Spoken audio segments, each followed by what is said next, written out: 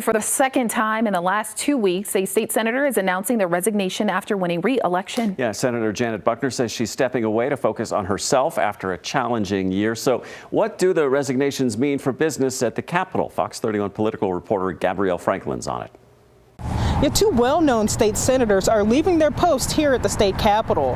Our political analysts say it may point to some underlying issues. People have talked for a long time about that being a toxic work environment, a hard place to work. Obviously, both of them have a lot of experience. It's disturbing when we have so many people being put in by vacancy by a few people instead of, the voters at large. Another vacancy committee will meet to choose a Democrat to serve a 2-year term for outgoing Senator Janet Buckner.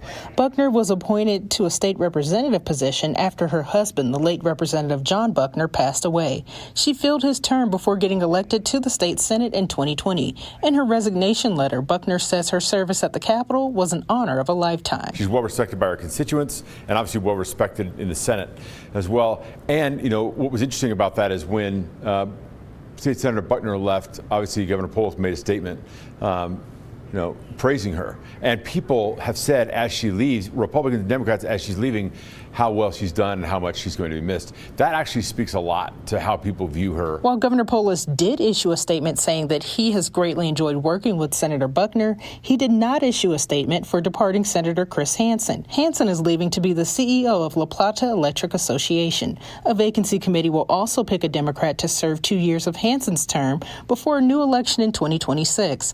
While both parties have had their share of vacancies over the years, our analysts say they're becoming too common. I think there has to be some kind of adjustment. It is hard to deal with because do you do a special election every time? Do you do it if it's the Senate and it's more years, or the House? But I think reform is needed, and both sides of the aisle have said that.